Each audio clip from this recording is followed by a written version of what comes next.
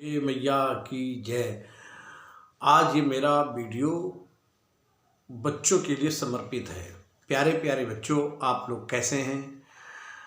आज मैं आपके सामने मित्रता की चर्चा करूंगा। मित्र कैसा होना चाहिए और मित्र अपने मित्र के लिए कैसा व्यवहार करे, आज इसी बात को लेकर के हम लोग चर्चा करेंगे। देखिए, जिंदगी में कई मित्र होते हैं, लेकिन सच्चा मित्र मिलना ये बड़े भाग्य की बात होती है। मित्र वो होता है जो अपने मित्र से कभी भी कपट न करे, अपने मित्र से कभी भी छल न करे, अपने मित्र से कभी भी द्रोह न करे और हमेशा सुख दुख में अपने मित्र का साथ दे। और एक विशेष बात और है कि अपने मित्र के सामने एकांत में उसके अवगुण को तो बतावे और उसका सुधार करने का प्रयत्न करे, लेकिन समाज में अपने मित्र के उस अवगुण को छिपा करके उसके गुणों को ही प्रकट करे और हमेशा अपने मित्र का धैर्यपूर्वक साथ दे। जब अपने मित्र को संकट में देखे तो हमेशा उसका साथ दे और अपना दुख छोटा समझ करके अपने मित्र के छोटे दुख को भी बहुत बड़ा दुख समझ करके और सदैव अपने मित्र का साथ दे। ये मित्रता के लक्षण होते हैं। तो बच्चों, आज मैं आपके सामने एक सुंदर सी कहानी कहता हूँ। देखो, इस जीवन में मित्रता कैसे निभाई जाती है, जरा इस बात को देखिए। जब मित्र एक दूसरे के सामने हो या जीवन में कभी भी दूर भी हो, तो भी मित्र एक दूसरे को हमेशा सम्मान दे, हमेशा आदर दे और हमेशा मन से प्रेम करता रहे। और जब कभी भी मित्र सामने मिले तो उसको आदर पूर्वक अपने गले से लगावे। उस मित्रता में न अमीर होता है न कोई गरीब होता है। आज ऐसा ही एक सुंदर सा उदाहरण मैं आपके सामने कह रहा हूं। प्यारे बच्चों, एक कथा है जो भागवत में आती है। कृष्ण सुदामा का नाम तो आप लोगों ने सुना होगा।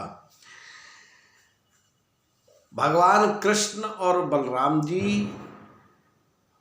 ये जब थोड़े से बड़े हो गए तब विद्याध्ययन करने के लिए सांदीपन गुरु के यहाँ उज्जैन नगरी में पढ़ने के लिए गए। क्षिप्रा नदी के किनारे उज्जैन नगरी में सांदीपन गुरु का आश्रम था। बलराम कृष्ण वहीं पर पढ़ने के लिए गए हैं। तो वहां पर कहीं दूर देश से आया हुआ एक सुदामा नाम का एक गरीब ब्राह्मण बालक भी विद्याध्ययन कर रहा था। तो भगवान कृष्ण की सुदामा की मित्रता हो गई। विद्याध्ययन जब समाप्त हो गया तो भगवान कृष्ण और बलराम जी मथुरा आ गए और सुदामा अपने देश चला गया। लेकिन मित्रता हमेशा बनी रही। भगवान कृष्ण इतने धनवान हो गए कि उन्होंने मथुरा को छोड़ करके द्वारिका में समुद्र में अपनी एक नगरी बसाई और उसका नाम द्वारिकापुरी रखा।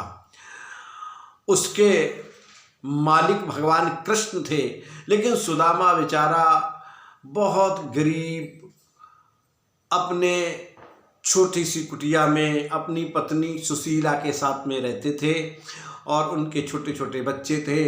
निर्धनता इतनी थी कि 3-3 4-4 दिन हो जाते, कभी कुछ खाने को नहीं मिलता, बच्चे भूखे तड़पते। पूरी जवानी बीत गई उस गरीबी को पार करते करते, लेकिन कहीं भी दुख का अंत नहीं दिख रहा था। एक दिन उनकी पत्नी सुशीला ने कहा कि तुम्हारे मित्र कृष्ण हैं, तुम एक बार उनके पास चले जाओ। तो सुदामा बड़े स्वाभिमानी थे।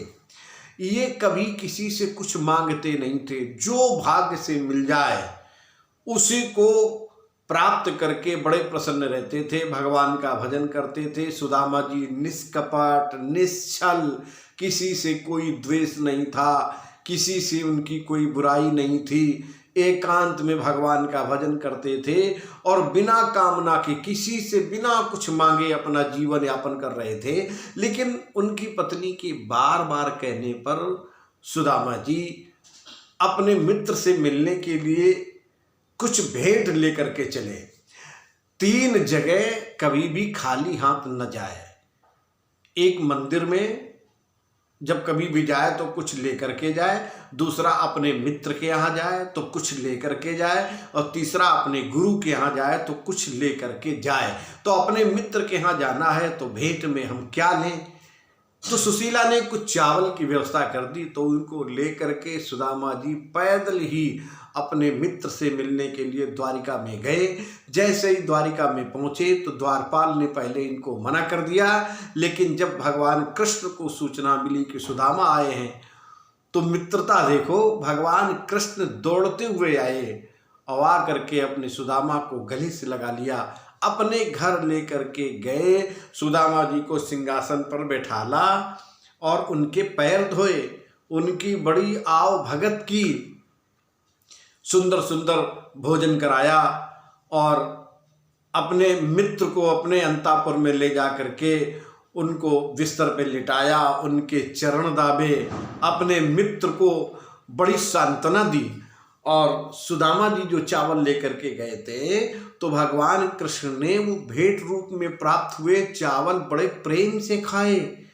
और सुदामा जी जब वहाँ से चलने लगे तो भगवान कृष्ण ने विचार किया कि मित्र को अगर सामने से देते हैं तो मित्र अपना अपमान समझता है, मित्र को ऐसा उपहार दो जो मित्र न जाने लेकिन उसका हम इतना बड़ा कल्याण कर दें जो मित्र जिंदगी भर उस आनंद का अनुभव करे जिसके लिए वो अभी तक प्राप्त नहीं कर पाया है। ऐसा विचार करके भगवान कृष्ण ने सुदामा को तो वहां से विदा कर दिया, लेकिन सुदामा के बिना जाने उनके गांव में, उनके नगर में बहुत संपत्ति भेज करके बड़ा सुंदर सा महल बनवा दिया, एक दूसरी सुदामापुरी का निर्माण कर दिया। सुदामा जी जब वहां गए हैं तब उनको पता चला कि मेरे मित्र ने मेरे को दिया है। तो मित्रता प्यारे बच्चों ऐसी होती है कि मित्र मित्र के साथ में जो करे वो दूसरा मित्र जान न पावे और मित्र अपने मित्र का हित करता रहे। ये मित्रता की चरम सीमा है। मित्र कभी भी एक दूसरे से कपट न करे, एक दूसरे से झगड़ा न करे। मित्र कभी ऐसी बात अपने मित्र से न करे जिससे कि उसकी आत्मा को ठेस लगे। तो प्यारे बच्चों, जीवन में सच्चा मित्र मिलना एक बहुत बड़े भाग्य की बात होती है। और जिंदगी में चाहे एक ही मित्र क्यों न हो, लेकिन उससे हमेशा सच्ची मित्रता का निर्वाह करे। अपने मित्र को कभी भी छल कपट से उसको पीड़ित न करे और अपने मित्र को हमेशा, चाहे वो अमीर हो या गरीब हो, कैसा भी मित्र हो, मित्र मित्र होता है, उसे हमेशा अपने गले से लगाना चाहिए और मित्र से हमेशा प्यार करना चाहिए। तो साथियों, हे बच्चों, आज मैंने तुम्हारे सामने एक छोटी सी चर्चा की है मित्र की। तो जिंदगी में आप भी अच्छे मित्र बनाओ और एक दूसरे का सहयोग करो और एक दूसरे का साथ देते हुए निरंतर आगे बढ़ो। आज इसी बात को लेकर के मैं अपनी बात को यहीं पर समाप्त करता हूँ। प्यारे प्यारे बच्चों, मैं आपके सामने फिर कोई नई जानकारी के साथ में आऊँगा। तब तक के लिए नमस्कार।